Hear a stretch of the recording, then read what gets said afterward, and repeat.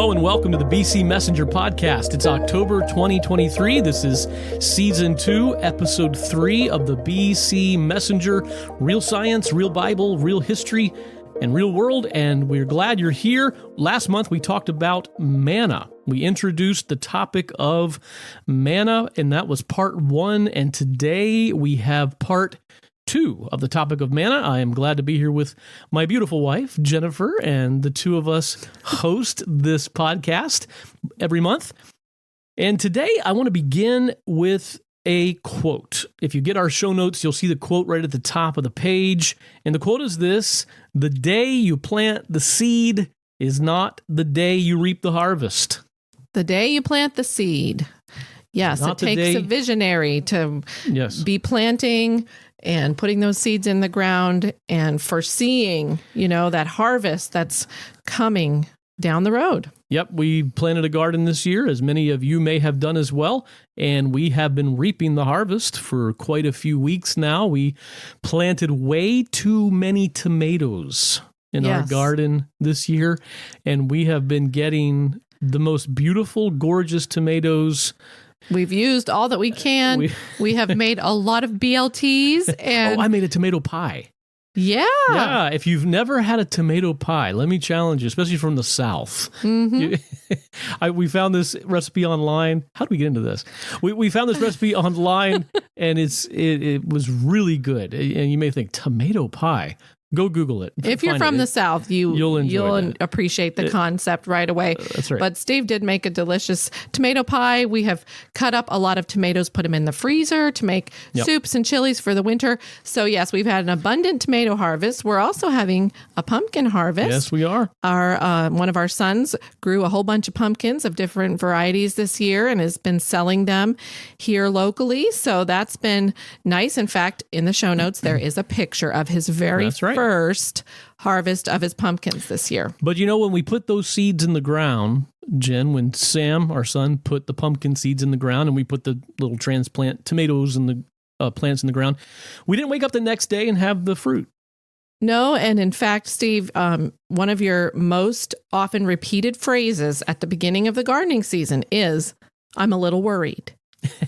I'm a little worried that these tomato plants aren't going to do anything. I'm a little worried that my pea plants and nothing's coming up. No, I'm a little worried. I use that phrase, a little worried, for a lot of things. But it's okay. You do feel that way humanly. You think that this isn't taking off. This isn't going anywhere.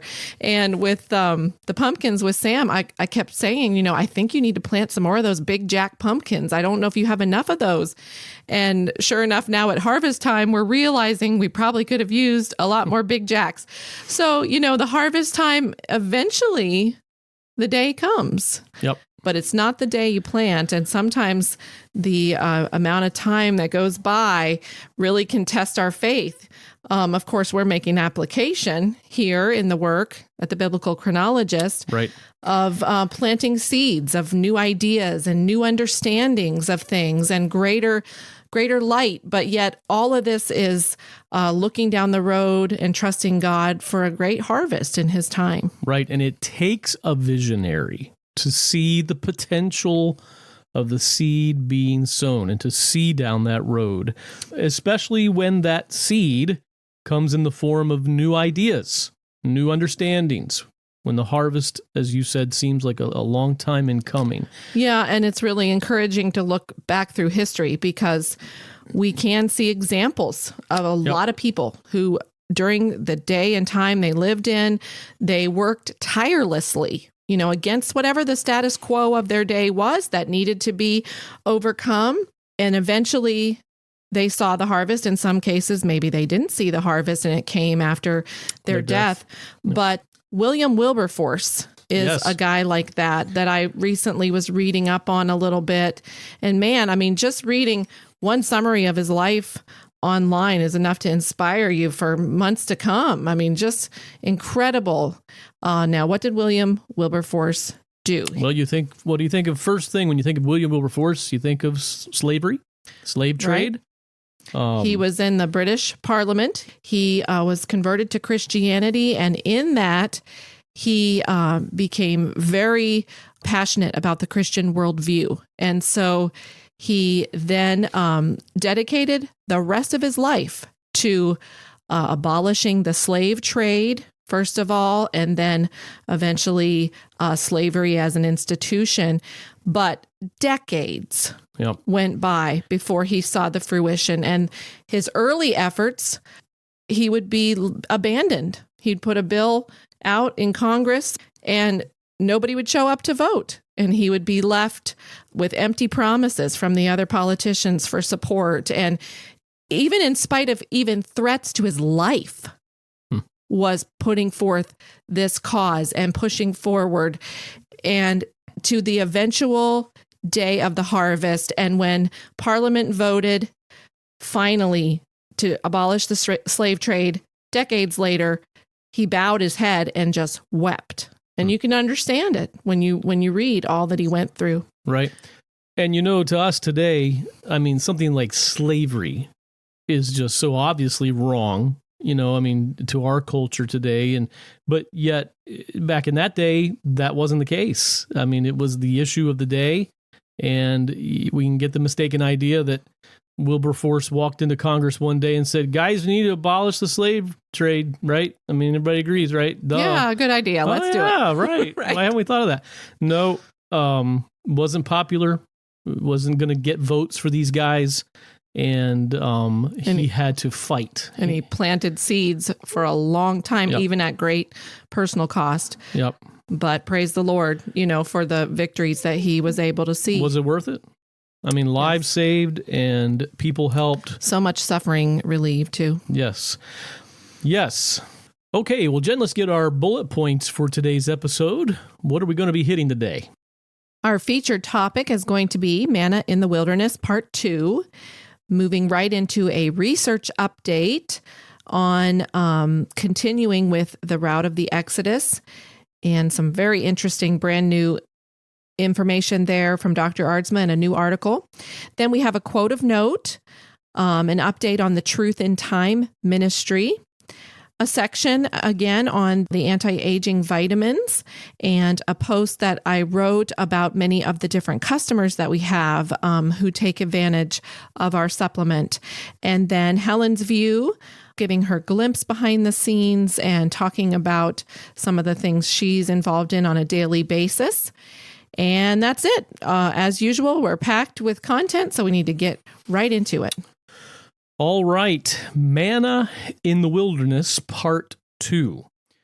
Last month, we introduced the topic of the manna discovery.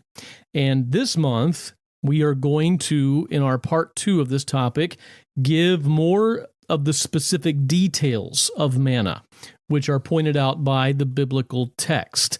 We're going to have discussion points in this particular podcast, talking about the melting point of manna, the taste of manna, how it was gathered and how it was used, how it kept the Israelites from starvation, and some fascinating things today, Jen, that we're going to go into. Matter of fact, we're calling them the fascinating facts that we're going to hit here in just a second. It's worth noting here, as we open this discussion again, that the weight of this discovery is really quite enormous for those in the halls of academia, those scholars who work on historical questions, and for so many years now, and decades really, since the 1950s or so, there's been an anti-God, anti-Bible trend in universities and institutions of learning. The historical accounts given in the Bible have been relegated, of course, just to mythology, a little bit of history, a lot of myth, a little bit of kernels of something that happened, but mostly just dramatization and mostly just some people who needed to make a history for themselves, invent something that they could rely on so they could have traditions, but nothing taken at face value as being simply historical. And in that, there's been a tremendous loss for Christianity, for Judaism, for Western civilization. The consequences have been huge.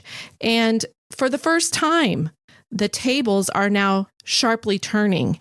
And it's time for those who want to constantly say mythology to have to explain how something like this manna in the real world could possibly be mythology.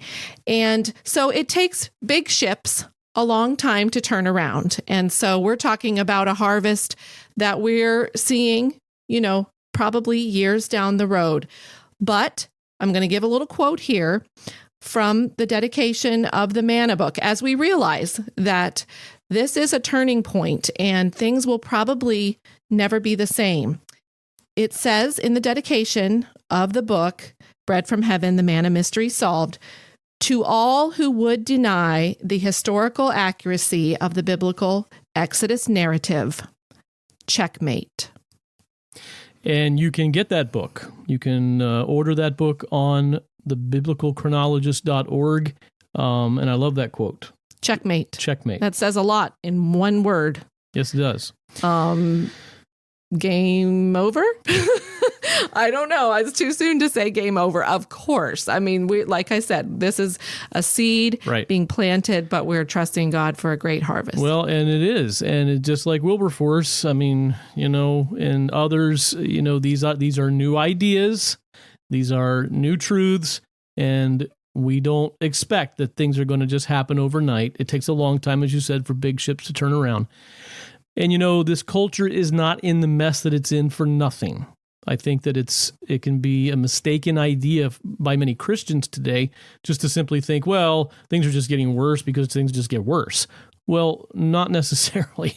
The bad ideas have bad consequences, and that's where we find ourselves.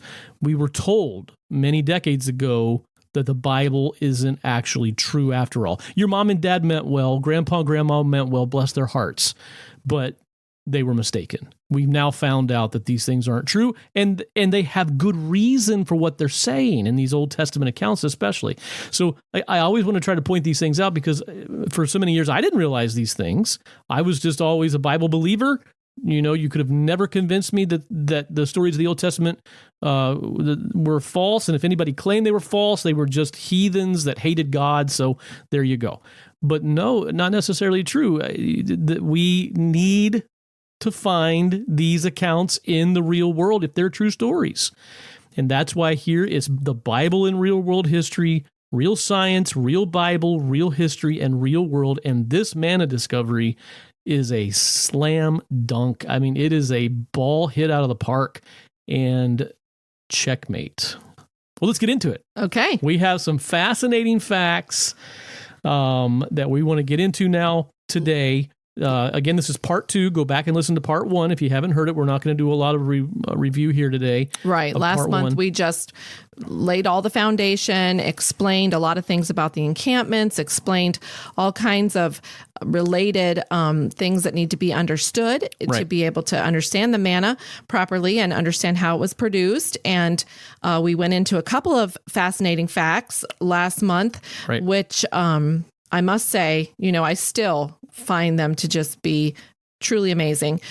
Go back and listen to that. And we are going to move on today into 8 more fascinating facts. And these are just the details that are, each of these details and matching them up with the sodium acetate trihydrate, which is the biblical manna.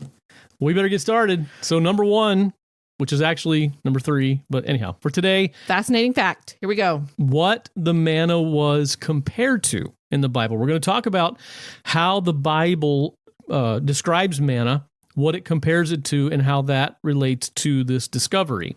You can imagine these Israelites going out and finding the manna on the ground for the first time, and then it's recorded in a couple different passages there.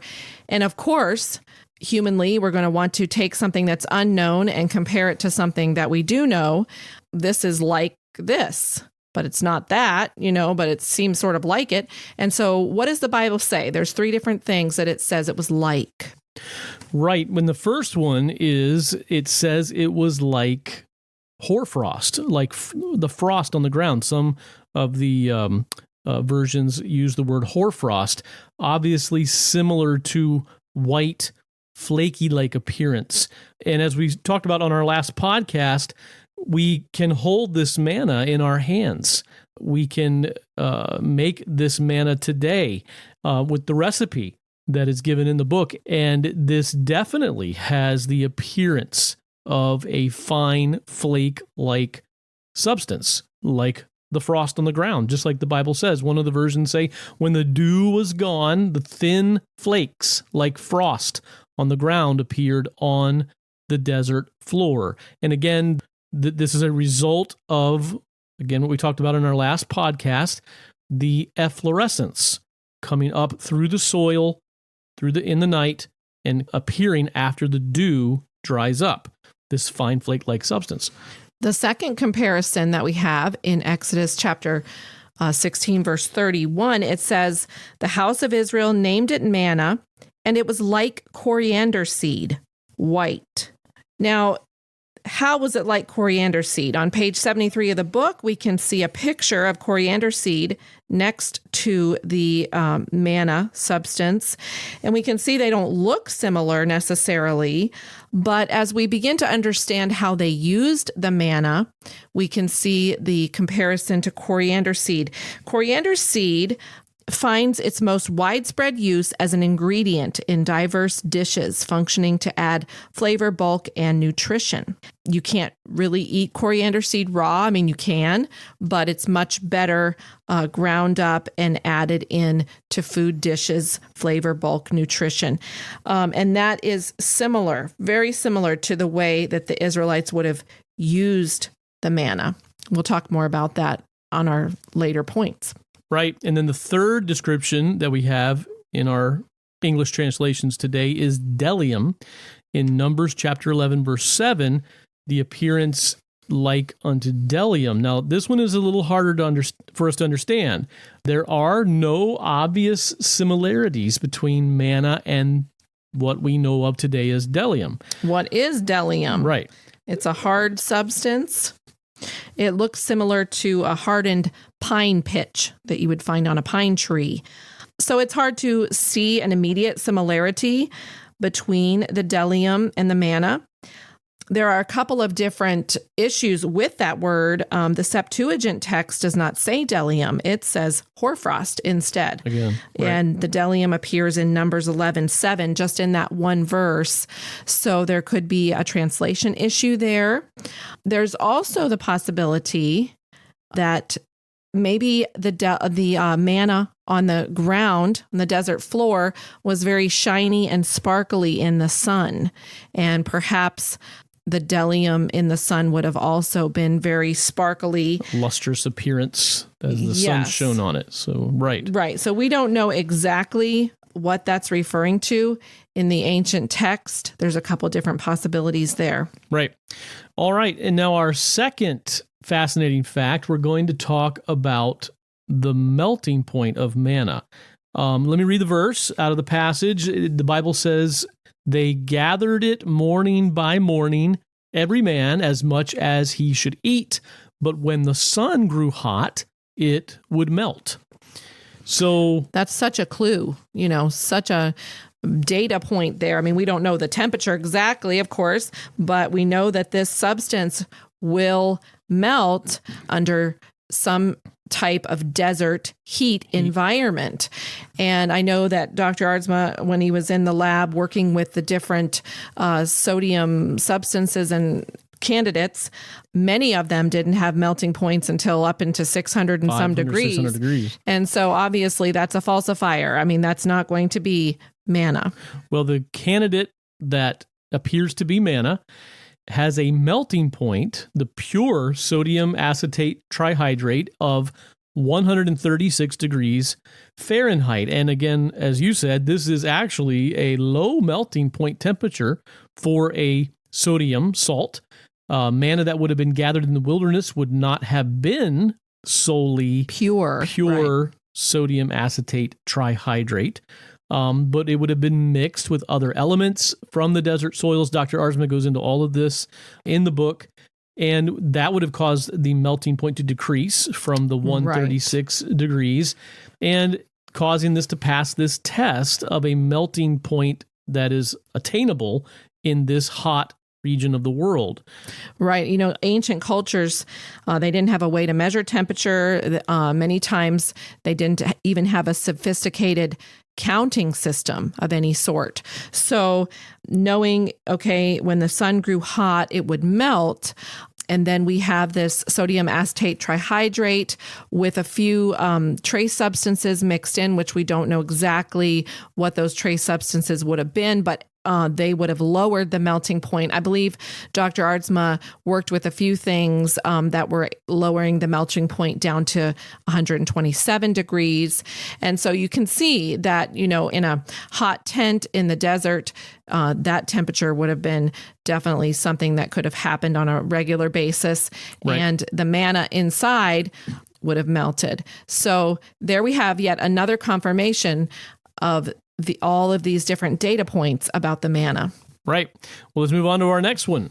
We want to talk about what the Bible describes it as tasting like. On our last podcast, Jennifer and I actually had a packet of manna here with us. We don't have one today, unfortunately, but we tasted it last time and gave you some information on that. But what does the Bible say that the manna tasted like? Well, in Exodus chapter 16, verse 31, it says, "The house of Israel named it manna, and it was like coriander seed white, and its taste was like wafers with honey." Wafers with honey. And then in Numbers, what is that other passage? 11:8. Numbers 11, verse 8. I'm looking it up now. It says this: "The people would go about and gather it and grind it between two millstones or beat it in the mortar and boil it in the pot and make cakes with it. And its taste was as the taste of cakes baked with oil." So we have two different descriptions here: wafers with honey, cakes baked with oil. Dr. Aardsma says on page 58 of the book, "I left the taste test to near the end of my investigations into manna for two reasons. The basic strategy demands that the most definitive test be given the highest priority." And he talks about people taste things differently. It's a little bit subjective. And then, the biblical record of the taste of manna, he says, is complex. Again, making the result less definitive. You have this wafers with honey, and then you have cakes baked with oil.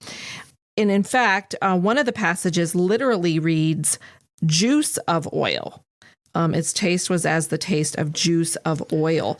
So you have a sweetness, but also an oiliness described in the taste, and possibly even the things that they were making with the manna would have maybe had this type of taste to it. Right. When we've tasted it a number of times now, there is, at first taste, there's a slight sweetness that's hard to explain, but it's there. And then, of course, what hits you is the saltiness. It's sodium, so it's very salty. But then there's an aftertaste. And it was one of the first things that I can remember about tasting that for the first time, that there was this, the best way to describe it is oily. It leaves an oily aftertaste. So it's very, very much exactly as the scriptures describe it. In the book, Dr. Aardsma describes it this way: "The initial sensation was of a brief, cool, mild sweetness reminiscent of artificial sweeteners. This was rapidly overwhelmed by a strong salty flavor, which I don't know how to describe. It was unpleasant in the same sense that taking a half a teaspoon of table salt would be. And then, most surprisingly, my mouth was left with a light aftertaste, or more precisely, a light after sensation of oil or fat.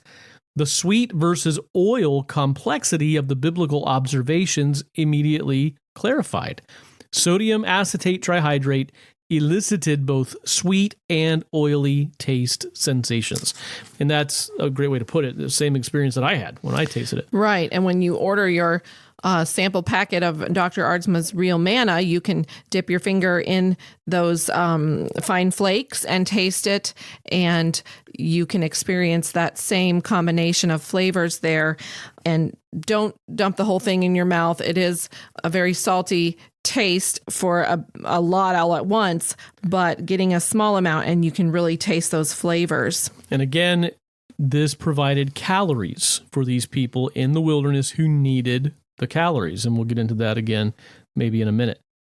All right, fascinating fact number 4, how they divided up the manna. Exodus chapter 16 and 18 says this, "This is what the Lord had commanded.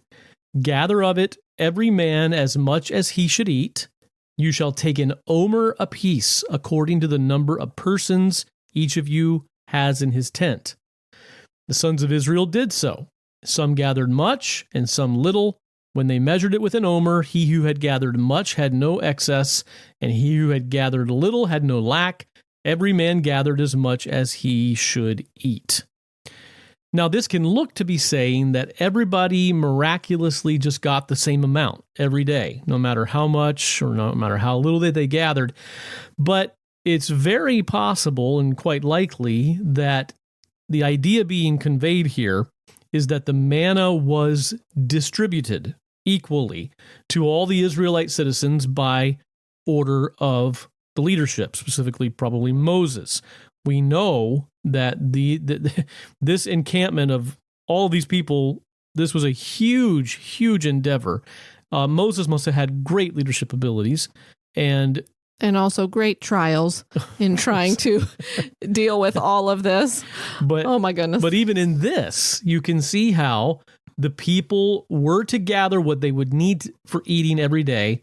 And it does seem like that the gathering of the manna would have been carried out in an organized fashion. Right. And they brought all of their harvest from their section into a central hub, and it was given out. Here's specific an omer for you, an omer for you. Right. And the harvest of the manna every morning would have varied depending on exactly the positioning of the flocks and the direction of the wind and that type of thing. So the efflorescence. I think that's what it means. Variable. You know, some gathered, what does it say? Yeah, some gathered much and some little. Right. But when they measured it, they equally divided it. Right. So that's interesting to think about. That takes us right into the next fascinating fact, number 5. How did they gather it? And how did they gather twice as much on Fridays? So first of all, they had to somehow get these fine flakes into piles in order to be able to be gathered up and brought in. One theory that seems likely as to how it would have been gathered would have been by fanning it, creating an air movement that would have moved all those flakes into areas where they could be gathered up in piles. It really would have been a sight to behold. Yeah, I can't imagine it really. In my mind, I picture a snow, like a snow-covered field. Where there's just these fine flakes. We talk about hoarfrost. It could have looked very much like you would wake up in the morning on a winter day and see where through the night there had been a very fine layer of snow come down on the ground. But it's not snow. And the Israelites said, "What is it? Manna." And a great theory that they would have somehow figured out how to blow this stuff, fan it into piles. And then twice as much on Fridays. How would that have worked? They were able to preserve it over the weekend, which we talked about last time. But they brought in twice as much of a harvest on Friday, so they wouldn't have to gather it on the Sabbath. And it is, as we mentioned before, a recyclable product. It will dissolve in the humidity if it's left on the ground, or it will melt in the hot sun and dissolve back down into the soil and then be reproduced as manna the next morning. So even if there was something like 20%, 17% extra every day that was not gathered, and so that was being recycled down into the soil, that would produce enough for a double harvest on Fridays. And it would basically build up a little bit each day, more and more extra, until Friday rolled around, they gathered double the amount, and then it would begin again. So I just find that incredible. Yeah. And if you didn't listen to the first podcast about manna, you need to go back and listen about the weekend and how all that worked. It is fascinating. Yes, very good. Well, let's keep going. Number 6, how they used the manna. The Bible, again, describes, as we read a minute ago, it was like coriander seed, and we can take from that and other passages that it was used as a food ingredient. quite likely, at least most of the time. When I mean, Moses said, this. When you boil it in the pot, Right. when you grind it in the mortar, right? They were using it as a bulk. We can't think, that this was like salt and they just sprinkled it on their food for flavoring. I mean, this was providing calories, which is going to be our next fascinating fact, but it was a bulk. I mean, if they had some kind of broth, some kind of liquid, maybe trying to make a meat stew or something, they were adding a lot of this manna to add calories into what they were eating. Right. And what that would have tasted like, I really cannot wait to get enough manna produced from the lab or somewhere that I can try to cook with. Yeah. Because making bread with it or making a soup with it, boiling it in the pot, and how exactly would that have tasted? Well, you can imagine it's going to be very salty, very, very salty tasting. And we have to remember, and I'm getting ahead of myself, but I want to go ahead and mention that really we have to get into our heads that these people were in an emergency type of situation. Mode. Survival. Yeah. They just needed calories to survive, to get through this wilderness. Right. To where? The promised land, the land flowing with milk and honey. And, they'll grow their gardens. They'll go back to regular life. Right. This was never intended to be something they were going to be eating for 40 years. Again, I'm getting ahead of myself. We'll get there in a minute. Yes. So, fascinating fact number 7. Yes. How did it keep them from starvation?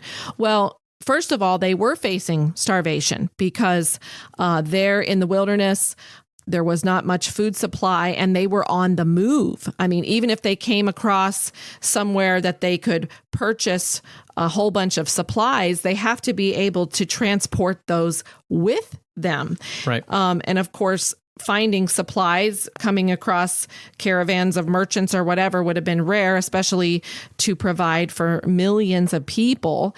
And they did have their livestock, so they could have eaten some of those, but those were their capital. I mean, those were their livelihood, and they were not going to eat that up and leave themselves with absolutely no industry going into the promised land, although they would have had some cheese and milk and those types of things from the animals.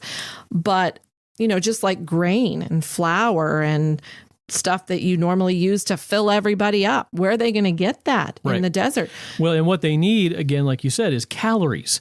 And this is just so fascinating to me. This part of it, they all are. But if you're familiar with health and calories and all of that, and maybe you've watched your calories in a diet or something, you would know that the RDI, or the reference daily intake for food calories in the United States, is 2,000 calories for women and 2,600 calories for men. That's what an average man and an average woman need each day in their diet.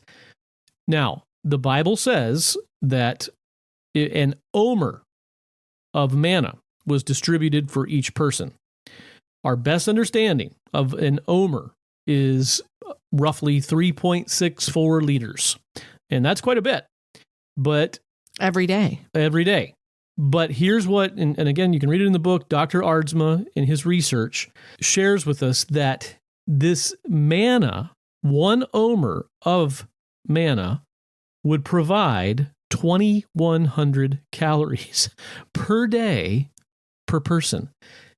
That's remarkable that an omer of synthetic manna, what we can make today in the kitchen, in the laboratory, turns out to supply the right amount of food calories needed for the Israelites to survive. Now, I know. Let me read you something from Dr. Aardsma's book. This provides independent corroboration of the validity of the manna recipe, which this new scientific analysis of the biblical record has deduced. More than this, it once again strongly confirms the historicity of the manna narrative. What did any ancient writer understand about food calories? These have been worked out by scientists only in the last 200 years, and yet we find that an omer of manna provides a day's worth of food calories. Not 2 days worth, not 2 weeks worth, not 2 minutes worth, not 2 hours worth. For anybody making this story up, There's a broad range of wrong outcomes and only a narrow range for the right outcome. And yet the narrative has the right outcome, thereby rendering untenable any other assessment of these ancient records that they are simply factually historical. That's fascinating. Yes, it really is. I can't stress how fascinating that is. I mean, this isn't going to happen by chance. 2,000 calories a day. Yep. And that's what Moses was portioning out for them, or the delegates of Moses there in the distribution of the manna.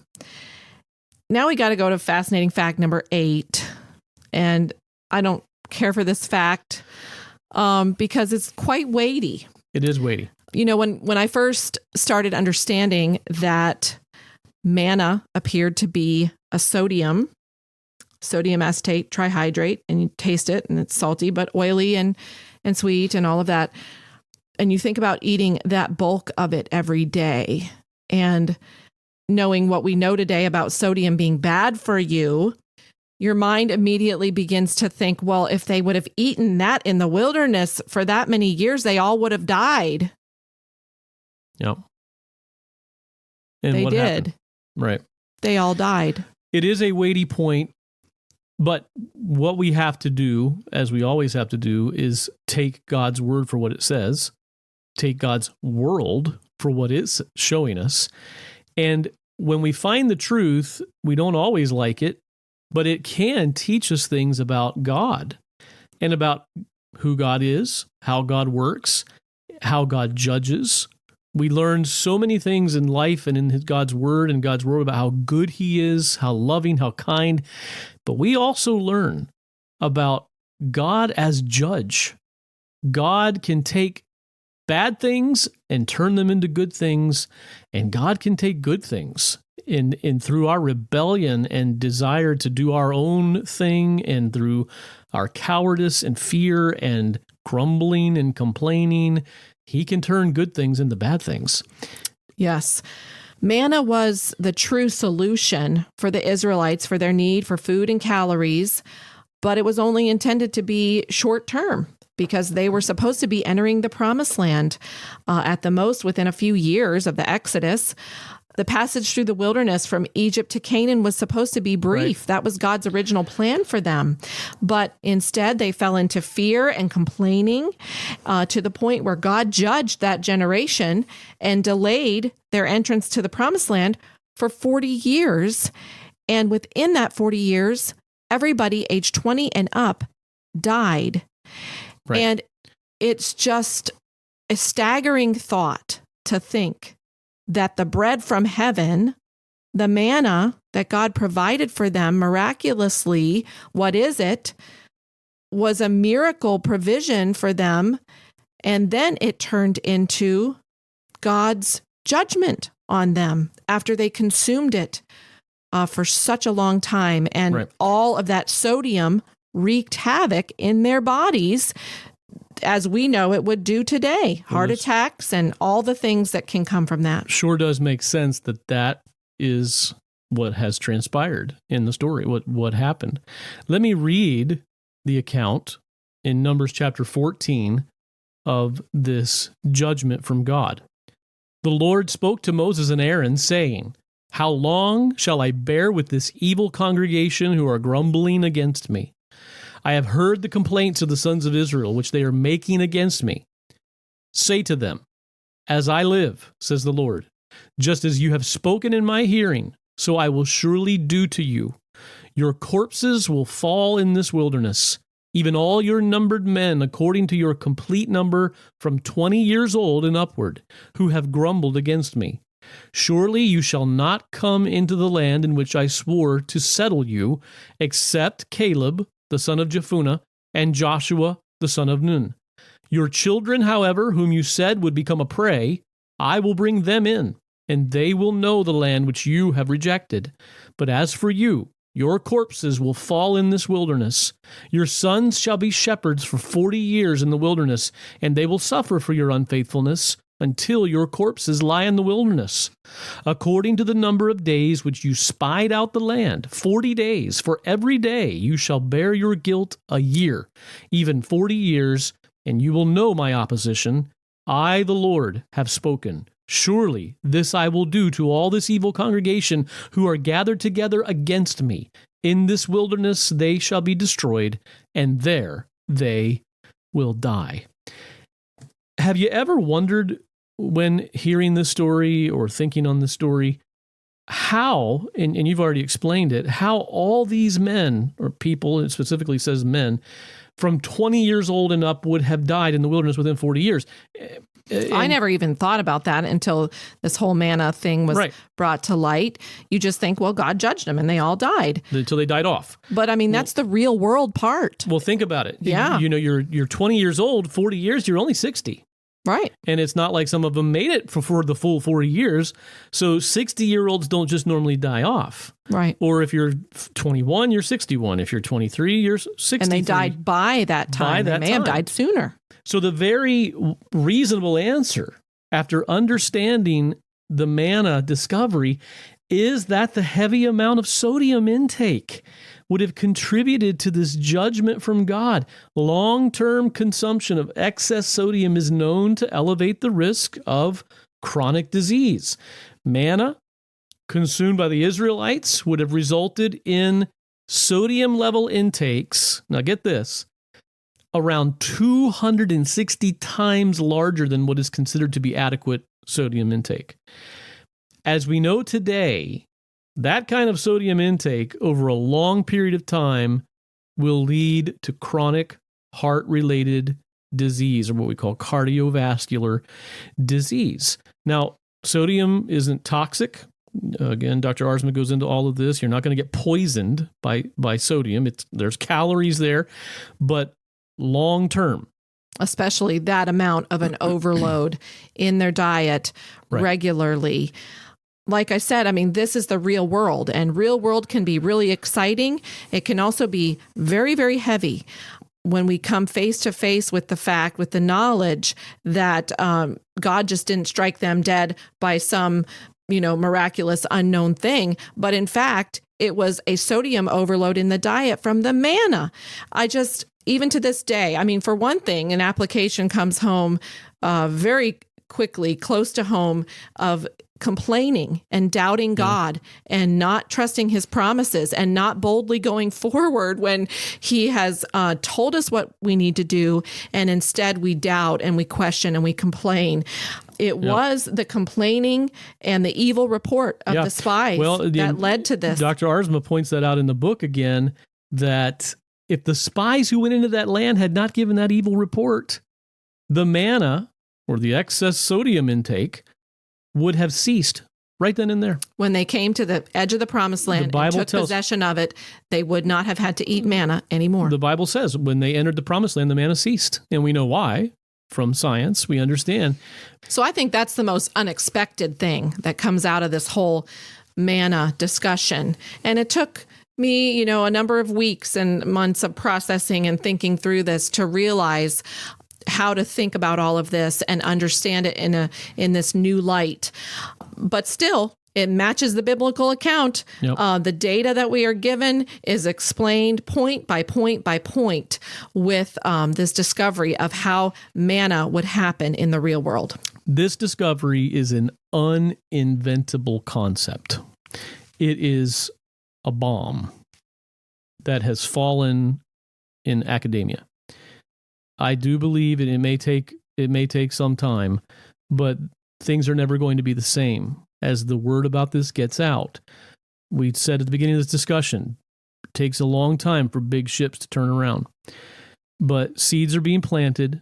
I hope you all listening to this podcast will help us get the message out. Some people that hear these things won't like what they're hearing for whatever reason. Some will reject it because it goes against everything they've always believed. They've already got their paradigm made up. They know what they think.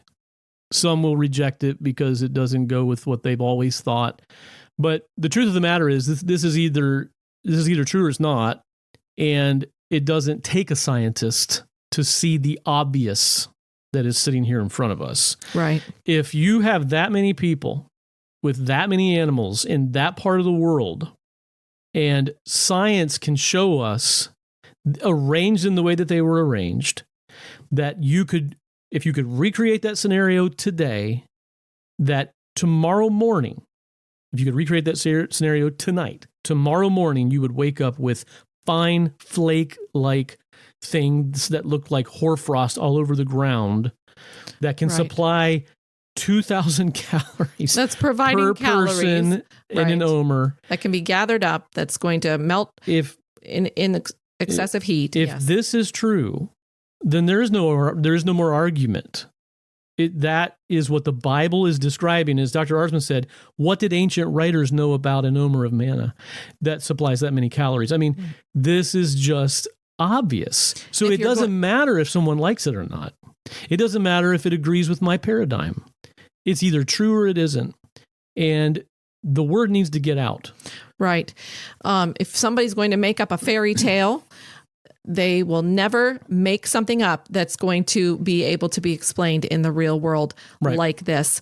And, my mind goes back to the William Wilberforce discussion at the beginning, because it does take courage to get on board with something that is previously unknown or seems kind of unusual or strange.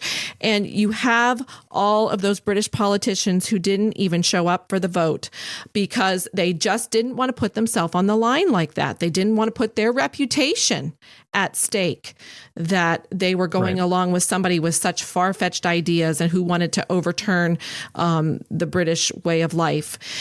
So we have to face that as well. Am I going to be the guy that doesn't show up for the vote? Or am I going to boldly be able to help move forward some ideas that are going to have far, far reaching consequences? That's right. And one of the things that caused the Israelites to get into the situation they got in was fear. They didn't have the courage to stand up and go do what God said or accept the reality that God had brought them to. And it wasn't what they thought. I think they were ready probably the night they left Egypt. They were ready, like promised land. We're there. Tomorrow morning, we're there. Right. And instead, God took them to Sinai. God took them to Rephidim, where they didn't have water. This is the way God took them to a battle with the Amalekites that they weren't ready for. They weren't expecting. And so after those chain of events, well, this isn't what we thought. Well, then this whole thing of going up into the promised land, forget it. We'll go back to Egypt, because all of our children are going to die here in the wilderness. And so because it wasn't what they thought, it wasn't what they had expected, then they faltered on believing God. And we can do the exact same thing today. Well, certainly I would never have thought it would be that. Right. Yes. Right. Well, we do hope that you will help us spread this word, spread this message. It's very exciting, and it turns the tables, as we said a little bit ago. It's the first time the tables have been sharply turned like this. Our desire, our heart, and our desire here is that people just simply see the truth, whatever the truth is, that you see it, that these stories are real. This God is very real. This culture is in trouble that we presently live in, and we need to understand who God is, what he's like, how he works. And we have some real world stuff here, folks, that I hope that you will take advantage of. Maybe you have a young person in your life. Maybe somebody's been to college and some professor has talked them out of what's true. This is stuff you can share with them. This is stuff for the atheists. This is stuff for anybody who's doubting the reality, the validity of the scriptures. Well, hey, thanks for following along with us on this two-part discussion about the manna in the wilderness. And again, you can definitely get the book, get a packet of manna with the book. You can read it all in detail, see all of the illustrations and the different artwork tables, photos there, and the explanation of the path of discovery that Dr. Arsma went down with this. And then you can have that packet of manna, hold that in your hand, experience it just the way the Israelites did. And what a unique thing to hand to somebody. What a unique piece of literature for your library, even a great gift idea as Christmas is coming up here, and something that you can be sure nobody else is going to get for Christmas. They won't duplicate your gift. We do offer some unique gifts around here. We got to get the prize for that. All right, let's do our research update here. The location of Mount Hor. Dr. Aardsma has written his latest article, The Route of the Exodus, Part 7, The Location of Mount Hor. 7 of the 11 stops from Egypt to Sinai in the route of the Exodus have now been identified. Succoth, Etham, Pi-hahiroth, Mara, Rephidim, Elam, and Sinai itself, which is Mount Yeraham. After Sinai, the Israelites lived in a place the Bible calls Kadesh Barnea for multiple decades. They spent most of the time in their wilderness wanderings in this place called Kadesh Barnea, which has been identified. After Kadesh Barnea, the Israelites camped at Mount Hor, a place the Bible calls Mount Hor, for 30 days. And it was at this mountain, you may, if you know the story and familiar with Mount Hor, this is where Aaron died and was buried. This newest research article from Dr. Aardsma identifies this location, and thereby yet another puzzle piece falls right into place, understanding the route of the Exodus. The biblical text comes to life in new ways now that we know exactly where these events happen, where they took place. Due to the missing Millennium Discovery, these locations have now been identified. I encourage you to go to the website, get the newsletter or the show notes. There's a link there. You can get Dr. Aardsma's latest newsletter, The Route of the Exodus, Part 7, The Location of Mount Hor. There's a word used in the text there in the Old Testament that nobody's really ever been able to understand what it means. I believe the word is atharim. And now knowing what mountain this is, Mount Hor, and the unique features of that mountain, a very interesting explanation comes to light for what that word could have meant in that ancient text and what most likely it did mean as you read the story and understand the events that took place there. Yes, and we'll be talking more about this in a future podcast. We have our quote of note today. Jennifer, you want to give us our quote? Quote of note. This is from an individual on social media. GF are the initials. And this person says, very candidly, I have tried for probably 8 years to believe. I've read the Bible and gone to church, but the fantasy-like adventures, my lack of faith, belief without evidence, and the fact Egyptian history in the Bible is very wrong makes it hard. Do you know of any way I can prove it to myself? This was a young lady asking this question, presumably a college-age young lady, and we replied to her, gave her some links and information, as many other people were also trying to do, to offer her their insight to her question. But don't know what came of that. Don't know if she was able to avail herself of what we were offering her.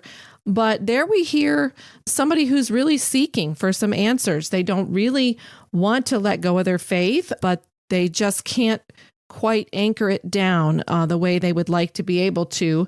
And do you know of any way I can prove it to myself? Of course, faith always comes into play, but God gives us the evidence we seek. And I sure do wish we could sit down with this young lady, talk to her about Manna, talk to her about Mount Hor, talk to her about the Exodus and the real world history. And we just pray that God will reach her with the answers she's looking for. Yes, amen to that.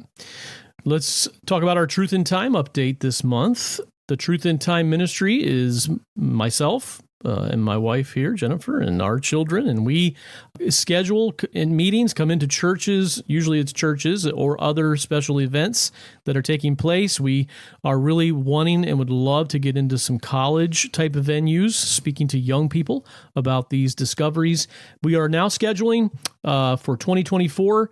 We sing, we present the Bible in real world history. Some of the same things we talk about here on the podcast, different format, of course, when we're speaking in front of people, but we speak on these same topics we're available to. And of course, we do love to sing together with our family You can go to truthinTime.org and see some of our itineraries, see a little bit of a picture of who we are and what we do. We're out a good bit this fall, pretty much all that we can handle with our busy family and everything. And we would love to get you scheduled in for 2024.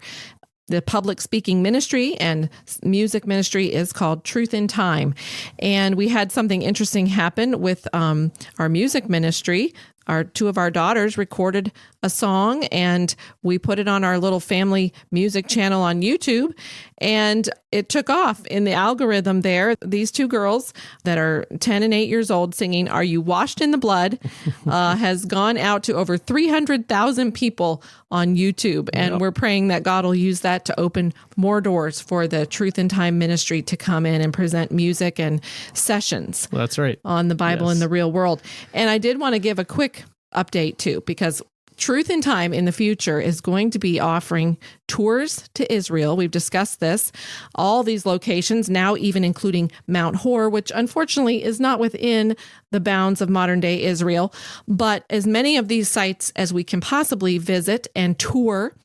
Brand new, Route of the Exodus tour is going to be happening with Truth in Time. But some months ago, we told our listeners that I was having to get my American citizenship in order to travel on a U.S. passport with Steve. And we explained all of that.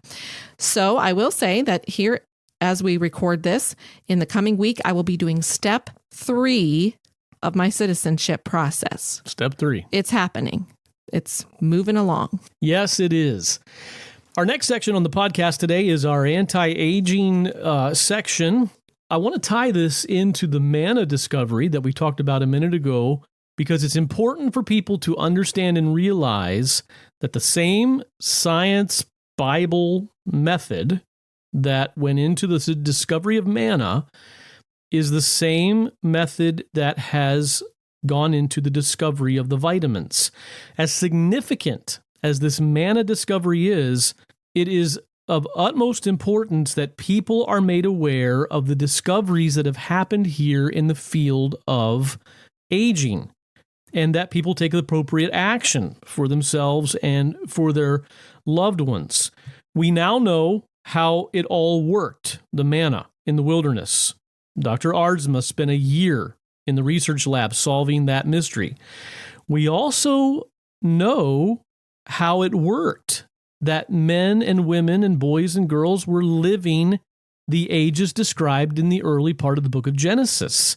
Dr. Aardsma has spent decades in the lab solving the mystery of the lifespans.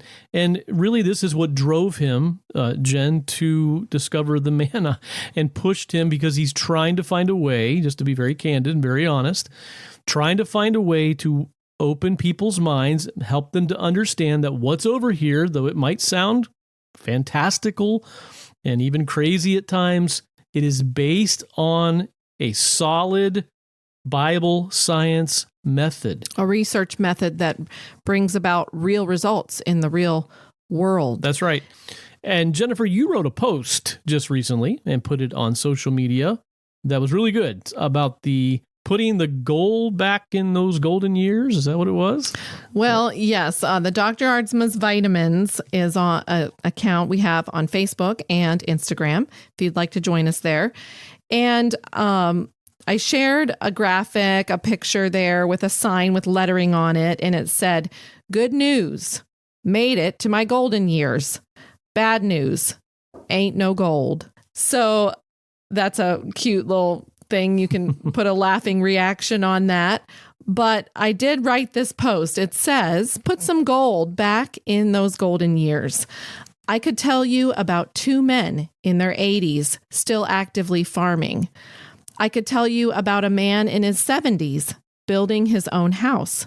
I could tell you about a woman in her 80s who organized and planned a family activity in her local church. Oh, and she made all the food for it as well. I could tell you about an 80-year-old man still not retired from the local merchant where he has worked for most of his life. I could tell you about a woman in her upper 60s actively running a shipping business. I could tell you about a man in his early 70s still pastoring. I could tell you about a couple in their mid to late 80s thrilled to still be living on their own, healthy and active. I could tell you about an evangelist and his wife, both in their late 60s, who energetically keep up with a busy travel and ministry schedule, both in the U.S. and overseas. I could tell you about a man who is healthy, trim, and active in his upper 70s, a leukemia survivor. I could tell you about a 75-year-old lady who calls me from time to time just to chat, says the sores on her arms are healing up, raves about how great she's feeling, hopes to get into her own house soon where she can get a dog, has been writing songs, and wants to get a better guitar. I could tell you about a 69-year-old woman whose fingers have straightened out after having painful, debilitating arthritis. These are all real people. These and many more are my, quote, customers, unquote. I am so privileged to work on the customer side of the anti-aging vitamins. Do we have clinical studies to, quote, prove that these folks are doing well because of the newly discovered anti-aging vitamins? No, nothing official yet. But I would rather see real-life people than read about some study somewhere anyhow. I am so glad I get to see them, answer their calls and questions, and help them place orders. Yes, they are my why. Very good. At the bottom, I have 2 asterisks. Do I always get glowing reports and never hear of my customers struggling or having health difficulties? No. Sometimes even serious health issues can pop up.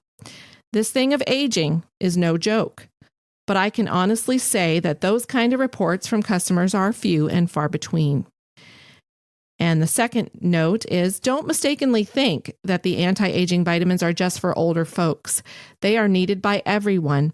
Invest now for your golden years, no matter your age. And who knows what those golden years might actually end up looking like. Yes, and the research on the anti-aging vitamins continues. Great progress has been made. The 3rd edition of Aging Cause and Cure has just been finalized just like this last week. And we are getting ready to get that printed and put out in publication.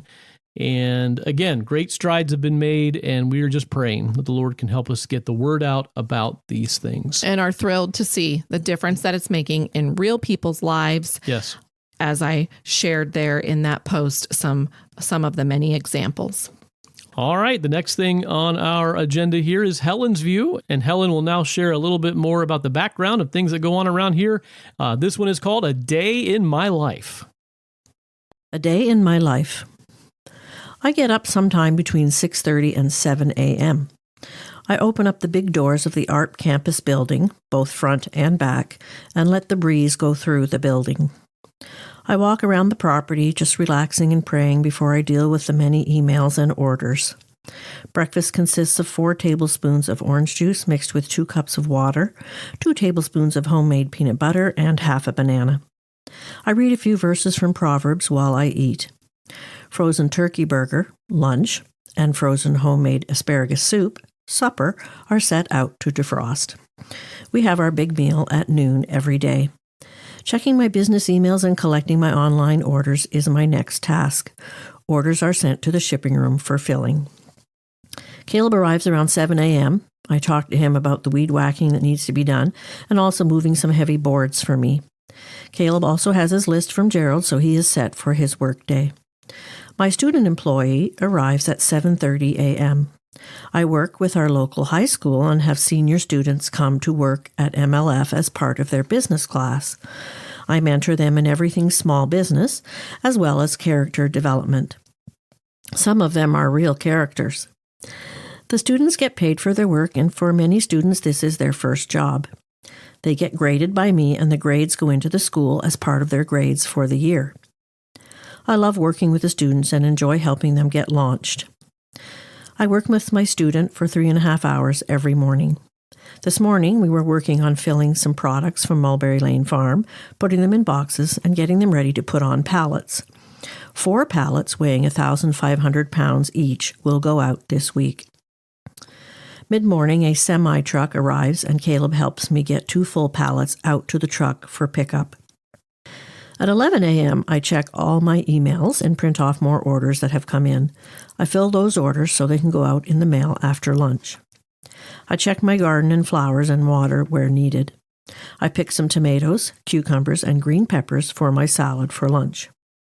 I start lunch drinking another large glass of my orange juice water drink while I make lunch. It is shepherd's pie for lunch using our garden potatoes and our garden corn. Yummy. Whatever dishes have accumulated get washed. The rest soak in the sinks to do later. Candied peanuts have been cooking on the stovetop to be used for snacks. They get stored in mason jars. A nice treat with a little added protein. Gerald and I chat about various things during lunch, very efficient business meetings, and then sit outside in the fall sun to relax for a few minutes before heading out to our afternoon activities. At 12:30 p.m., Caleb and I work in the shipping room and wrap 2 pallets to get ready for pickup. He also helps me for about an hour bagging up organic soybeans to put in the storage rooms for sending out later. I enjoy the conversation as we work. Today we were brainstorming some new Mulberry Lane Farm business ideas, which will probably commence in the summer of 2025. Stay tuned. Caleb heads off to work on constructing a very large shed with Gerald in the backyard. The afternoon activities include answering emails, opening incoming mail and parcels, making phone calls, ordering supplies, and paying bills. A semi-truck delivery arrives and Caleb helps me unload the pallets. A quick run into Paxton, 4 miles from us, is necessary to pick up something from the drugstore and then a drop-off at the bank. I stop at our local thrift shop in Paxton for a bit of fun, a simple pleasure that saves me money, and all the money from the thrift store gets turned back into the Paxton community. A win for all. My grandson Sam arrives with the pumpkins and gourds I ordered from him. They are gorgeous. I'm so proud of him and his garden crop. I set up 4 potted mums in front of the school as well as the pumpkins and gourds. We chat about football for a bit and then he is off to practice. I save checking my social media for later in the afternoon and then make a short post. This is a little break in a work-filled day. See my social media links below if you want to follow along on my journey. Checking the news is next, just to make sure the world is still in the same mess it was a week ago. It is. I don't linger. It is too depressing. Around 4 p.m., it is time to get Gerald's yeast pancakes going by making the oat milk and getting the pancakes to rise. More dishes that have been soaking now get washed. Company coming for dinner on Sunday evening, so I run the robotic vacuum cleaner for the entire apartment, then head outside to do some badly needed weeding in the flower beds. What is a day without mouse chores? Down to the basement to take care of those little critters, empty trash, sweep floors, and bleach mouse cages and bottles. This is my least favorite part of the day, but I remind myself that this is good character development. On the way to the basement, I grab a large broom and sweep one hallway. These are long hallways. On the way back, another hallway gets swept. Today is trash day, so all the trash goes into the dumpster for tomorrow's pickup. As I empty the employee bathroom garbage, I see that the bathroom needs cleaning. Oh dear, it must be done now. Supper is at 5:30 and I make Gerald's pancakes. I eat up yesterday's leftovers, chicken, mashed potatoes, and gravy. Now that the days are getting shorter, we need to get out earlier to take our daily 2-mile walk.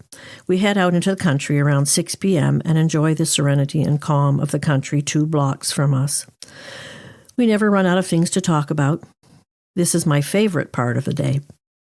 The walks have been so wonderful with the cooler evenings now coming on. At 7:30 p.m., I wash up the rest of the dishes. I'm tired at this point, and it takes every bit of energy to finish cleaning the kitchen. Listening to some fast-paced music spurs me on. I pour a bath in our double tub. How we enjoy this relaxing and refreshing time. Putting this double tub in was the best thing we did when we built our apartment. One feels the stress just melt away. We head to the bedroom between 8 and 8:30 p.m. I read to Gerald while he eats his evening popcorn. We are currently reading a 6-volume set of books by Winston Churchill on World War II. What a brilliant man he was. He has a way with words that beats all. I'm learning a ton about geography. Where in the world is Lithuania? I have a globe in my bedroom. I love learning about world politics. It is sobering to contemplate the evil in the heart of man. Around 9 p.m. or so, we watch something online. We are currently going through Perry Mason's old TV series from the 1950s, not to be confused with the new Perry Mason from 2020. By 10 p.m., I'm falling asleep and wake up around 10:30 when it is time to go to bed and then ask Gerald, "What did I miss?" He has the patience of Job. I turn on the noisemaker, the air conditioner, the fan, and hit the hay. Sometimes I wake up during the night and can't sleep. All of my problems that are just molehills turn into mountains. I simply put on my headband headphones and listen to a talk or sermon until I go back to sleep. I'm currently listening to Jerry Bridges on discipleshiplibrary.com. And so ends another day in my life. Every day is different. Every day the same. Every day a gift. Make it your ambition to lead a quiet life and attend to your own business and work with your hands, just as we commanded you, so that you will behave properly toward outsiders and not be in any need. 1 Thessalonians 4:11 and 12. Thanks for listening in. I enjoyed writing this up for you, and I hope it's a blessing to you. Always interesting to hear from my mom, Helen. And I will say, go to the show notes, look at the link there for Mulberry Lane Farms, mulberrylanefarm.com. You can purchase some of the many organic supplies, and our family loves and recommends the steel-cut oats from Mulberry Lane Farms. They make a delicious and very healthy breakfast, very easy to prepare. And as you make a purchase there, you are helping to support the work that goes on here at Aardsma Research and Publishing. So we hope you have a great harvest season. This is October. Next time we'll be together will be November. That's hard to believe. And it's a beautiful time of year here in Illinois as the harvest begins to come in and all the fields turn golden. Yes. The soybeans are looking gorgeous, a beautiful golden carpet getting ready to be harvested and brought in here at this time of year. Yes, there's only 2 episodes left in 2023 of the podcast. And as promised in our January podcast, we plan to address a hot topic in Christian circles this year, the age of the earth. Yes, we promised that, I think, in January, right? That's right, that we would hit it before the end of the year. We were going to get to it this year, so we are running out of time. We're try to keep that promise. Right. And we may hit it next month. We may not. We're not for sure just yet. It'll be either November or December. You can be assured of that. We'll do our very best to address that age of the earth topic. Don't miss a podcast. Hey, we'll see you next month. Thanks for joining us as we seek to labor here at the Biblical Chronologist for the Lord of the Harvest.